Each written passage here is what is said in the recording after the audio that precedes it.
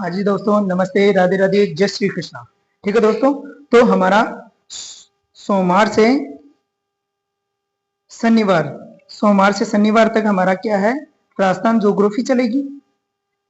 और रविवार को रविवार को सुबह 10 बजे से क्या, राष्ट्रीय व अंतर्राष्ट्रीय करंट अफेयर्स की क्लास होगी। ठीक है दोस्तों, तो आज से हम राष्ट्रीय व अंतर्राष्ट्रीय करंट अफेयर्स की बात करेंगे, जो REET, fourth grade, second grade, VDO, पटवार, रेलवे सभी के लिए उपयोगी सिद्ध होगी। हाँ जी, तो देखते हैं। अब प्रत्येक रविवार सुबह 10 बजे से आपको करंट अफेयर्स की क्लास मिलेगी, जिसमें 50 इंपॉर्टेंट क्वेश्चन 50 इंपॉर्टेंट क्वेश्चन आपको करवाए जाएंगे, जो राष्ट्रीय व अंतर्राष्ट्रीय स्तर पर अति महत्वपूर्ण होंगे। ठीक है दोस्तों, तो करते हैं स्टार्ट। देखते हैं पहला क्वेश्चन। आज का हमारा पहला क्वेश्चन होगा, ICC World Test Championship 2025 final में साउथ अफ्रीका ने किस टीम को हराकर खिताब जीता है। अब ये तो पता चल गया कि कौन सी टीम जीती है, तो साउथ अफ्रीका जीती है। अब साउथ अफ्रीका है, इसने किस टीम को हराया है, ये देखना है कि साउथ अफ्रीका ने जो वर्ल्ड टेस्ट चैंपियनशिप जीती है 2025 की फाइनल, तो किस टीम को हराया है, तो ऑस्ट्रेलिया को हराया है। दोस्तों किसको हराया है, ऑस्ट्रेलिया को। ठीक है, देखते हैं दूसरा प्रश्न। पार्ट थोड़ा लंबा होगा क्योंकि इसमें 50 मोस्ट क्वेश्चन आपको कराए जाएंगे। ठीक है दोस्तों, तो देखते हैं सेकंड क्वेश्चन।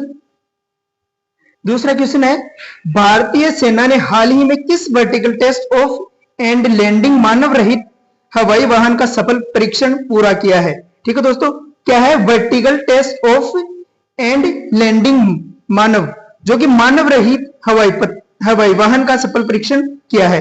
तो वो कौन सा है, तो वो है रुद्राक्ष। कौन सा है दोस्तों, रुद्राक्ष है। ठीक है, तो ध्यान रखना है कि vertical test off and landing मानव रहित हवाई वाहन का जो सफल परीक्षण किया है, तो वो कौन सा है, रुद्राक्ष है। ठीक है दोस्तों, देखते हैं आगे। अब देखते हैं तीसरा प्रश्न है हमारा, भारतीय तट रक्षक बल ने 12 जून 2025 को किस शहर में 137वीं अपतटीय सुरक्षा समन्वय समिति की बैठक की अध्यक्षता की है। ठीक है, तो यह अध्यक्षता कहां पर की है, तो नई दिल्ली में। ठीक है दोस्तों, तो कहां की है, नई दिल्ली में। अब देखते हैं भारतीय पैदल चाल यानी पैदल चाल एथलीट प्रियंका गोस्वामी ने किस प्रतियोगिता में महिलाओं की 10 किलोमीटर 10 किलोमीटर दौड़ में पहला स्थान हासिल किया है। तो किस प्रतियोगिता में हासिल किया है प्रथम स्थान, जो कि कितनी है, 10 किलोमीटर की है। तो इसमें कौन सी है, ऑस्ट्रेलिया रेस वॉकिंग में। किसमें किया है, ऑस्ट्रेलिया रेस वॉकिंग में। अब देखते हैं, फुटबॉल आइकन क्रिस्टियानो रोनाल्डो को किस ई स्पोर्ट्स आयोजन के लिए ग्लोबल एम्बेसडर घोषित किया है। किसको, क्रिस्टियानो रोनाल्डो को, यानी क्रिस्टियानो रोनाल्डो को किस ई स्पोर्ट्स आयोजन के लिए ग्लोबल एम्बेसडर घोषित किया है। तो किसके लिए किया गया है, ई स्पोर्ट्स वर्ल्ड कप 2025 के लिए इसको क्रिस्टियानो रोनाल्डो को ग्लोबल एम्बेसडर घोषित किया है। ठीक है, देखते हैं आगे। अब देखते हैं 12 जून 2028 को रक्षा मंत्री राजनाथ सिंह ने उन एनसीसी कैडेट को सम्मानित किया जिन्होंने हाल ही में किस पर्वत शिखर पर चढ़ाई की। दोस्तों ये 2025 है, यानी 12 जून 2025 को हमारे रक्षा मंत्री कौन है, राजनाथ सिंह ने। इन्होंने एनसीसी कैडेट को सम्मानित किया है जिन्होंने हाल ही में किस पर्वत पर चढ़ाई की है, तो किस पर्वत पर की है, माउंट एवरेस्ट पर्वत पर चढ़ाई की है। ठीक है दोस्तों, अब देखते हैं सातवां क्वेश्चन। इसमें है कि 12 जून 2025 को एयर इंडिया की किस फ्लाइट दुर्घटना में गुजरात के पूर्व मुख्यमंत्री विजय रूपाणी का निधन हुआ है। दोस्तों ये एक भयानक घटना थी, कहां की, गुजरात के अहमदाबाद के अंदर। तो इसमें जो गुजरात के पूर्व मुख्यमंत्री थे, कौन थे, विजय रूपाणी, इनका क्या निधन हो गया था। तो वो फ्लाइट कौन सी थी, तो AI 171 थी, वो फ्लाइट थी जो क्रैश हुई थी। ठीक है दोस्तों, तो देखते हैं आगे। अब क्षेत्रीय संघर्ष में वृद्धि के तहत इजराइल ने किस सैन्य अभियान के दूसरे दौरे के हमले शुरू किए हैं? कि इजराइल में हमले हो रहे हैं, तो उसमें क्षेत्रीय संघर्ष की वृद्धि के तहत किस अभियान का दूसरा जो दौर है वो शुरू किया है? तो कौन सा किया है? ऑपरेशन राइजिंग रायन, यानी ऑपरेशन राइजिंग जो लायन है उसके क्या दूसरे हमले शुरू किए हैं। किसने? इजराइल ने। ठीक है दोस्तों, देखते हैं आगे। अब है कृषि और किसान कल्याण मंत्रालय ने 13 जून 2025 कब 13 जून 2025 को किस स्थान पर एग्री स्टेट डेटा से डिलीवरी की और विषय पर राष्ट्रीय सम्मेलन का आयोजन किया है? किस पर किया है? एग्री स्टेट डेटा से डिलीवरी की और विषय पर राष्ट्रीय सम्मेलन का आयोजन किया है। तो वो है सुषमा स्वराज ने। सुषमा स्वराज भवन, जो कि कहाँ है? नई दिल्ली में है। कहाँ है? नई दिल्ली में है। ठीक है दोस्तों, अब जल्दी ही आपके लिए राजस्थान करंट अफेयर्स की क्लास भी चालू की जाएगी, वो भी संडे की जाएगी, जिसमें आपको राजस्थान के टॉप 50 क्वेश्चन की सीरीज दी जाएगी। ठीक है दोस्तों, और राष्ट्रीय व अंतरराष्ट्रीय आज से हम प्रत्येक रविवार सुबह 10 बजे से करेंगे, जिसमें भी आपको 50 क्वेश्चन दिए जाएंगे। ठीक है दोस्तों, तो देखते हैं आगे।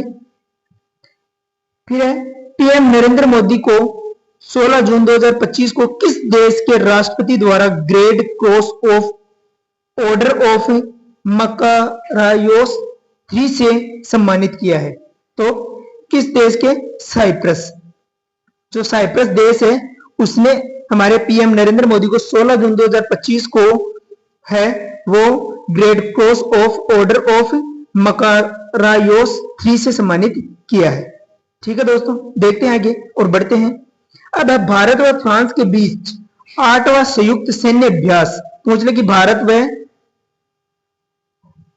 फ्रांस के बीच वर्तमान में कौन सा संयुक्त सैन्य अभ्यास हुआ है? तो कौन सा हुआ है? 8वां हुआ है। तो 8वां अभ्यास शक्ति कब और कहां आयोजित किया जाएगा? तो कब व कहां? ये 18 जून से स्टार्ट हो गया है और कब? 1 जुलाई तक चलेगा। और कहां? फ्रांस देश में चलेगा। ठीक है, तो याद रखना है कि जो भारत व फ्रांस के बीच जो 8वां संयुक्त सैन्य अभ्यास शक्ति हो रहा है वो 18 से 1 जुलाई के मध्य हो रहा है और फ्रांस देश में हो रहा है। ठीक है, बढ़ते हैं आगे। अब है भारत में अंतर्राष्ट्रीय योग दिवस पर आंध्र प्रदेश के किस शहर को वैश्विक स्वास्थ्य कार्यक्रम के 11वें संस्करण के लिए राष्ट्रीय मेजबान के रूप में चुना गया है? ठीक है दोस्तों, किसके लिए? अंतर्राष्ट्रीय जो योग दिवस था 21 जून को अभी अभी गया है, तो 21 जून को हाँ तो देखते हैं। तो जो अंतर्राष्ट्रीय योग दिवस था उस पर आंध्र प्रदेश के किस शहर को वैश्विक स्वास्थ्य कार्यक्रम की 11वें संस्करण के लिए राष्ट्रीय मेजबान के रूप में चुना गया? तो ये देखते हैं कि जो 21 जून 2025 है, 2025 को योग दिवस का कौन सा संस्करण था? तो ये 11वें नंबर का संस्करण था। कौन सा था?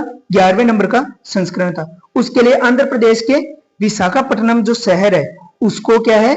मेजबान देश की मेजबान स्थान के रूप में चुना गया है, राष्ट्रीय मेजबान के रूप में चुना गया है। किसको? विशाखापट्टनम को। ठीक है, देखते हैं आगे। अब कौन सा देश संयुक्त रूप से 2025 में, दोस्तों ये 2025 है, मिसप्रिंट हो रहा है, 2025 में आयोजित होने वाले संयुक्त राष्ट्र महासागर सम्मेलन के 4 संस्करण की सह मेजबानी करेगा? तो कौन सा है वो करेगा? तो इसमें करेगा चीन व दक्षिणी कोरिया। ठीक है दोस्तों, चौथा संस्करण तो होगा चीन व दक्षिणी कोरिया करेगा, और जो तीसरा संस्करण हुआ वो उसकी किसने की? तो फ्रांस देश ने की, फ्रांस ने की। किसके?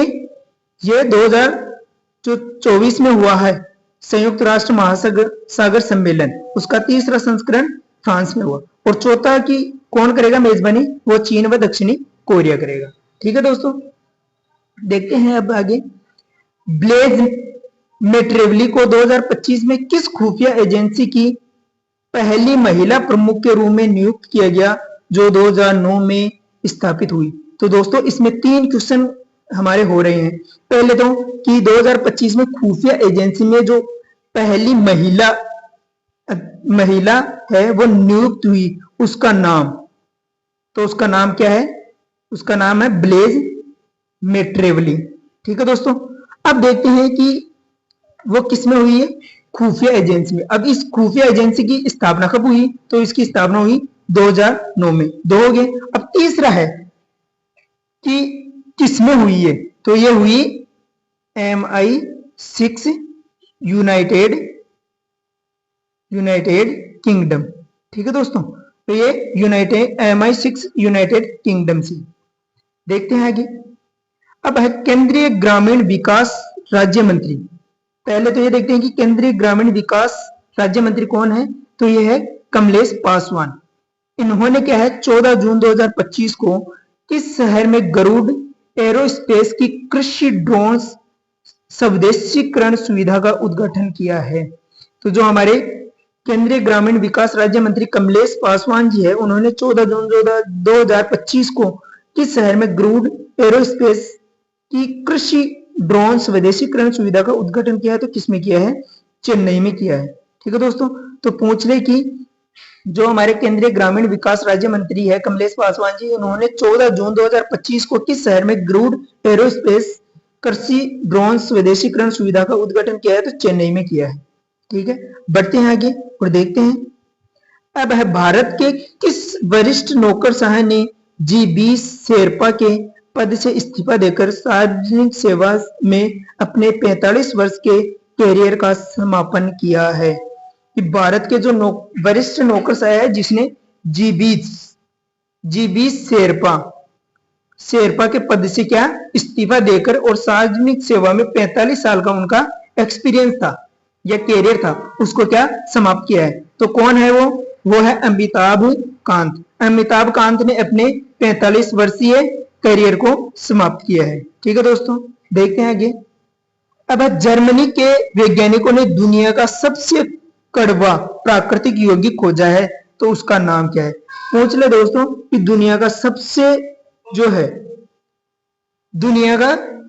सबसे कड़वा प्राकृतिक यौगिक तो कौन सा है? तो वो है ओलिगोपोरिन डी। ओलिगोपोरिन डी है, वो जर्मनी के वैज्ञानिकों द्वारा खोजा गया है, जो दुनिया का सबसे कड़वा प्राकृतिक यौगिक है। अब देखते हैं आगे। किस राज्य ने पवन ऊर्जा क्षमता वृद्धि में भारत में पहला स्थान प्राप्त किया है? दोस्तों 2025-26 की जो आर्थिक समीक्षा है उसमें आया है कि जो भारत का कर्नाटक राज्य है वो भारत में पहले स्थान पर आ गया है। किसमें? पवन ऊर्जा क्षमता में। ठीक है दोस्तों, तो देखते हैं। अब है इसरो ने उत्तर प्रदेश के किस जिले में रॉकेट लॉन्चिंग का सफल परीक्षण किया है? जो इसरो है उसने उत्तर प्रदेश के किस जिले में रॉकेट लॉन्चिंग का सफल परीक्षण किया है? तो किसमें किया है? कुशीनगर में किया है। ठीक है दोस्तों, देखते हैं आगे। अब है धरती आभा। जो धरती आभा है, धरती आभा जन भागीदारी अभियान जिसे 15 जून 2025 को शुरू किया गया, वो किसके द्वारा किया गया? तो किसके द्वारा किया गया? तो वो किया गया जनजातीय कार्य मंत्रालय द्वारा। ठीक है दोस्तों, पूछ ले धरती आभा है उसकी शुरुआत कब हुई? तो कब हुई? 15 जून 2025 को। किसके द्वारा की गई? जनजातीय कार्य मंत्रालय के द्वारा। ठीक है दोस्तों, अब देखते हैं कि जो चेन्नई में कब से व कब तक हॉकी इंडिया मास्टर्स कप 2025 आयोजित किया जाएगा?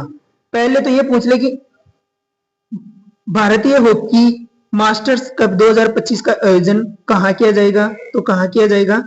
चेन्नई में किया जाएगा। और कब किया जाएगा? तो यह 18 जून से 27 जून तक कंप्लीट हो गया है। ठीक है, तो पूछ ले कि कब वह कहाँ हुआ।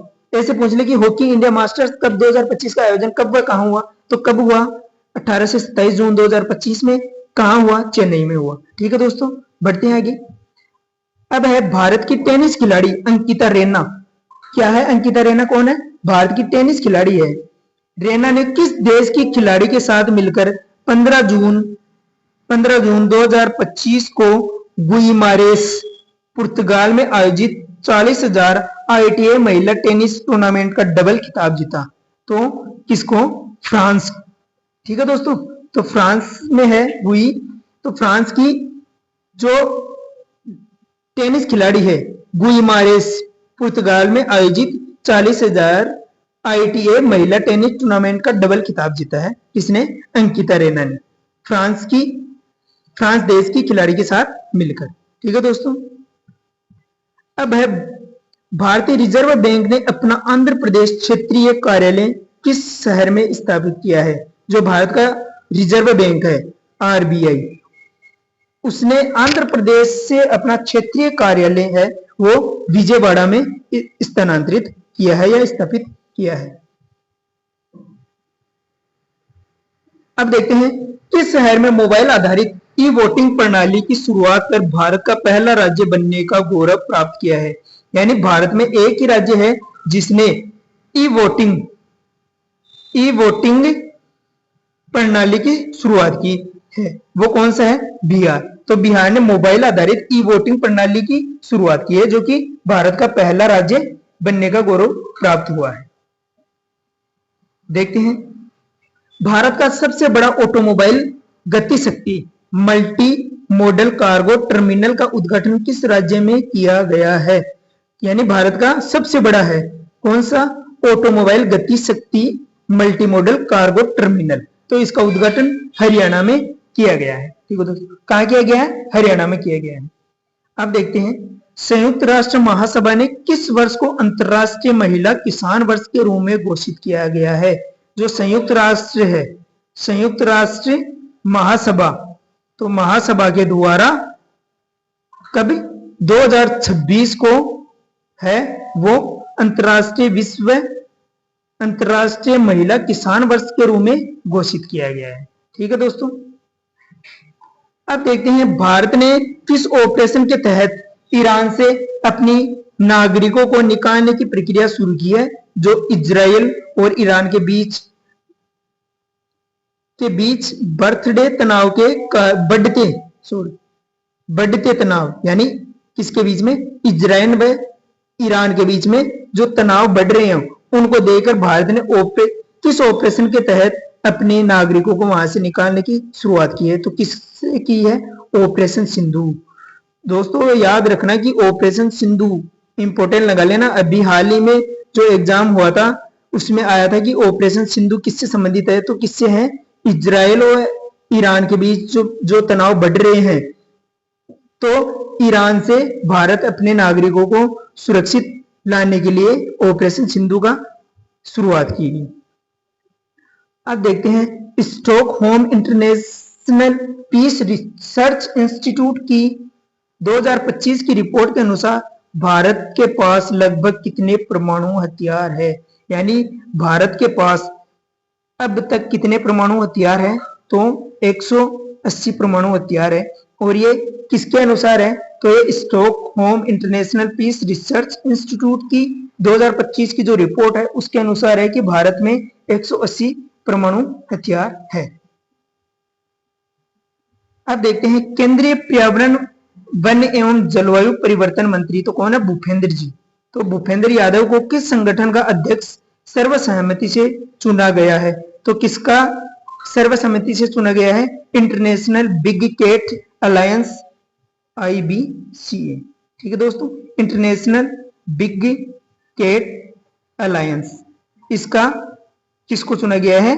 जो केंद्रीय पर्यावरण एवं वन जलवायु परिवर्तन मंत्री है भूपेंद्र जी यादव, उनको सर्वसहमति से चुना गया है। ठीक है दोस्तों,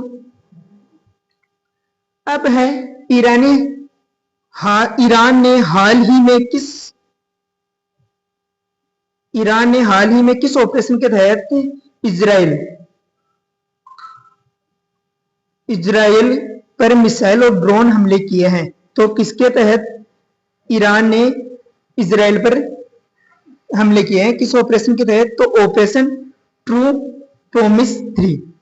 तो पूछ लो दोस्तों कि ईरान ने इजराइल पर किस ऑपरेशन के तहत हमले किए हैं मिसाइल व ड्रोनों से? तो ऑपरेशन ट्रू प्रॉमिस 3 के द्वारा। अब देखते हैं रक्षा मंत्री 16 जून 2025 को किस महत्वपूर्ण साइबर सुरक्षा प्रशिक्षण अभ्यास की शुरुआत की है। रक्षा मंत्री ने 16 जून 2025 को किस महत्वपूर्ण साइबर सुरक्षा प्रशिक्षण अभ्यास की शुरुआत की है। तो कौन सा है वो अभ्यास, तो वो है साइबर सुरक्षा अभ्यास। साइबर सुरक्षा अभ्यास की शुरुआत रक्षा मंत्री 2025 में 16 जून को की है। ठीक है दोस्तों, देखते हैं आगे। अब है वियतनाम ब्रिक्स के साझेदार देशों में शामिल होने वाला कौन सा देश बना है। यानी जो ब्रिक्स के देश है, ब्रिक्स देश में वियतनाम अभी शामिल हुआ है, तो वो कौन सा देश बना है। इसमें दोस्तों अभी कंट्रोवर्सी है, तो इसमें कोई बता रहा है 10वां तो कोई बता रहा है 11वां, लेकिन दोनों याद रखनी है। अब देखते हैं 10वां आता है या 11वां आता है, लेकिन फिलहाल आपको प्रायिकता अभी 10 को ही देनी है। अगर इसमें कुछ चेंज होता है तो आपको अपडेट कर दिया जाएगा। अब देखते हैं देश का चौथा शेर प्रजनन केंद्र किस राज्य के राजगीर में बनेगा। यानी देश का जो चौथा शेर प्रजनन केंद्र है वो किस राज्य के राजगीर में बनेगा, तो वो कहां बनेगा, बिहार में बनेगा। यानी अब तक देश में 3 शेर प्रजनन केंद्र है, अब चौथा भी बनने जा रहा है और वो कहां बनेगा, बिहार में बनेगा।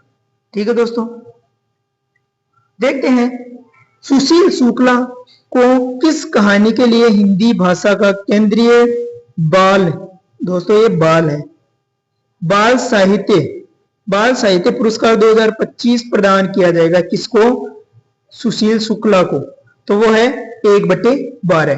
ठीक है दोस्तों, तो 1/12 किसे दिया जाएगा, तो वो सुशील शुक्ला को दिया जाएगा। ठीक है दोस्तों, बढ़ते हैं आगे। अब देखते हैं पार्वती कीर्ति या तिर्की को, ये तिर्की है दोस्तों, तिर्की याद रखना क्या है, तिर्की को किस कविता के लिए हिंदी भाषा का केंद्रीय युवा साहित्य पुरस्कार 2025 प्रदान किया जाएगा। तो किसके लिए जाएगा, फिर उगना, यानी फिर उगना कविता है जिसके लिए पार्वती तिर्की को है वो हिंदी भाषा का केंद्रीय युवा साहित्य पुरस्कार 2025 दिया जाएगा। दोस्तों ये पुरस्कार और पुस्तकें अधिकतर पूछी जा रही है, तो इन्हें इंपोर्टेंट लगा लेना और याद भी रखना, क्योंकि आज का जो कल का जो एग्जाम लगा था और 23 को जो फर्स्ट ग्रेड का एग्जाम लगा था, तो उसमें भी जो न्यू पुस्तकें हैं, न्यू पुस्तकें और ये पुरस्कार पूछे जा रहे हैं, तो ये याद रखना है कि जो हिंदी भाषा का केंद्रीय युवा साहित्य पुरस्कार 2025 का किसे दिया जाएगा, तो वो दिया जाएगा पार्वती तिर्की को, और किस कविता के लिए, फिर उगना कविता के लिए। ठीक है दोस्तों, देखते हैं आगे। बॉन जलवायु परिवर्तन सम्मेलन, यानी जो बॉन जलवायु परिवर्तन है, बॉन जलवायु परिवर्तन सम्मेलन है 2025 का, वो कहां आयोजित हुआ है, तो वो बॉन जर्मनी, यानी जर्मनी का बॉन शहर है, वहां पर बॉन जलवायु परिवर्तन 2025 का आयोजन हुआ है। ठीक है, देखते हैं। अब देखते हैं एक्समो मिशन 4 किसके सहयोग से आयोजित किया जा रहा है। जो एक्समो मिशन 4 है वो किसकी सहायता से संचालित हो रहा है, तो वो एक्सियोन स्पेस और इसरो की सहायता से शुरू हो रहा है। ठीक है दोस्तों, अब देखते हैं 46वां आसान शिखर सम्मेलन कब हुआ, वह कहां आयोजित किया जाएगा। कौन सा, 46वां, तो 26 से 27 जून को 2025 कुआलालंपुर मलेशिया में आयोजित हुआ। कब हुआ, 26 से 27 को कुआलालंपुर मलेशिया में हुआ। ठीक है दोस्तों, तो देखते हैं आगे। अब है श्री राम बहादुर राय को भारत सरकार ने किस क्षेत्र में योगदान के लिए पद्म भूषण से सम्मानित किया। यानी किसे, श्री राम बहादुर राय को, श्री राम बहादुर राय को पत्रकारिता और साहित्य के लिए, पत्रकारिता और साहित्य के लिए पद्म भूषण दिया गया। ठीक है दोस्तों, देखते हैं। अब है अनुराधा ठाकुर को हाल ही में किस संस्था ने बोर्ड में नियुक्त किया गया है। जो अनुराधा ठाकुर है उसको किस संस्था ने बोर्ड में नियुक्त किया गया है, तो सेबी जो हमारी संस्थान है उसमें अनुराधा ठाकुर को बनाया, नियुक्त किया गया है। ठीक है दोस्तों, देखते हैं आगे। अब है भारत विश्व आर्थिक मानचित्र ने ऊर्जा संक्रमण सूचकांक 2025 में भारत को कौन सी रैंक मिली है। यानी जो विश्व आर्थिक मानचित्र ने ऊर्जा संक्रमण सूचकांक 2025 जारी किया है, तो भारत की जो रैंक है वो 71वीं है। 2024 में भारत की कौन सी रैंक थी, तो 63वीं रैंक थी 2024 में। ठीक है दोस्तों, और 2025 में 71वीं, यानी भारत की रैंक डाउन जा रही है। ठीक है दोस्तों, तो देखते हैं आगे। अब है भारत ने किस स्वदेशी रॉकेट आर्टिलरी प्रणाली की 300 किलोमीटर रेंज वाले संस्करण को अपनी सैनिक क्षमताओं में शामिल करने की योजना बनाई है, तो पिनाक को। यानी पिनाक को अब भारत ने स्वदेशी रॉकेट आर्टिलरी प्रणाली की 300 किलोमीटर रेंज वाले संस्करण में अपनी सैनिक क्षमताओं में शामिल करने की योजना बनाई है। ठीक है दोस्तों, तो याद रखना किसको, पिनाक को। अब देखते हैं फाल्कन 2000 बिजनेस जेट का निर्माण भारत में कहां हुआ। यानी फाल्कन 2000 बिजनेस जेट का निर्माण नागपुर फ्रांस में हुआ। यानी नागपुर महाराष्ट्र वाला नहीं है, नागपुर फ्रांस वाला है। ठीक है दोस्तों, तो याद रखना है। अब देखते हैं जो वर्ल्ड यूनिवर्सिटी रैंकिंग 2026 के अनुसार भारत की किस यूनिवर्सिटी को शीर्ष स्थान मिला है। यानी वर्ल्ड यूनिवर्सिटी रैंकिंग 2026 जारी हुआ है, तो भारत की कौन सी यूनिवर्सिटी है जो और उसे कौन सा स्थान मिला है, तो कौन सी संस्था है वो IIT दिल्ली है। उसे 123वीं रैंक में शामिल हुआ है। ठीक है दोस्तों, कौन सी है, IIT दिल्ली। अब देखते हैं प्रतिभा सेतु पोर्टल किस वर्ग के युवाओं की सहायता के लिए शुरू किया गया। यानी प्रतिभा सेतु पोर्टल है वो किस वर्ग के युवाओं के लिए शुरू किया गया, तो वो UPSC परीक्षा में असफल लेकिन प्रतिभाशाली अभ्यर्थियों के लिए। तो किसे, UPSC परीक्षा में असफल लेकिन वो क्या हो, प्रतिभाशाली हो, उन अभ्यर्थियों के लिए प्रतिभा सेतु पोर्टल का गठन किया गया है। ठीक है दोस्तों, अब देखते हैं आगे। फिर गूगल ने हाल ही में किस भारतीय शहर में safety engineering centre India GSEC India का उद्घाटन किया गया है। दोस्तों आजकल क्या है, गवर्नमेंट क्वेश्चनों का लेवल बढ़ा रही है, तो ऐसे दीजिए GSEC इंडिया का उद्घाटन, या इसका पूरा नाम क्या है, तो गूगल ने हाल ही में, तो क्या है, ये भारतीय शहर में सेफ्टी इंजीनियरिंग सेंटर है। ठीक है, तो ये कहां है, इसका उद्घाटन हैदराबाद में किया गया है। ठीक है दोस्तों, तो ये याद रखना है। अब देखते हैं किस बॉलीवुड अभिनेत्री को विश्व पैरा एथलेटिक्स चैंपियनशिप 2025 की ब्रांड एम्बेसडर नियुक्त किया गया है, तो किसे किया गया है, कंगना रनौत को। किसके लिए नियुक्त किया गया है ब्रांड एम्बेसडर, तो बॉलीवुड अभिनेत्री को विश्व पैरा एथलेटिक्स यानी पैरा एथलेटिक्स चैंपियनशिप 2025 की ब्रांड एम्बेसडर नियुक्त किया गया है कंगना रनौत को। ठीक है दोस्तों, तो ये याद रखना। अब देखते हैं अंतरराष्ट्रीय ऊर्जा एजेंसी की जो रिपोर्ट के अनुसार है, तो उसमें देश है वो वैश्विक स्तर पर तीसरी सबसे बड़ी बिजली उत्पादक क्षमता वाला देश बना है। यानी भारत है वो विश्व में तीसरी सबसे बड़ी बिजली उत्पादन क्षमता वाला देश बना है। तो अब दोस्तों हम देख ले इसमें, तो पहले नंबर पर कौन है, तो पहले पर अमेरिका है, फिर चीन है, फिर रूस है। यानी पहले पर अमेरिका है, दूसरे पर चीन है, और तीसरे पर क्या है, भारत है दोस्तों। ठीक है, तो याद रखना है हमारा भारत है वो विश्व में अंतरराष्ट्रीय ऊर्जा एजेंसी की रिपोर्ट के अनुसार तीसरे स्थान पर आया है। ठीक है दोस्तों, देखते हैं आगे। 2025 विश्व पैरा एथलेटिक चैंपियनशिप के जो शुभंकर का नाम क्या है, तो कौन सा है, विराज है वो 2025 की पैरा एथलेटिक्स चैंपियनशिप का शुभंकर है। ठीक है दोस्तों, तो ये याद रखना।